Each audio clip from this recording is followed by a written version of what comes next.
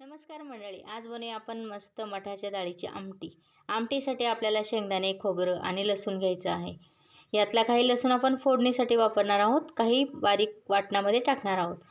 कुकरमध्ये करणार आहोत, त्यामुळे तेल घालून घेतले. तेल तापल्यावर लसूण आणि आपण कढीपत्त्याची फोडणी दिली. आपल्या आवडीचे इथे आमटीसाठी लागणारे मसाले घालून घ्यायचे आहे.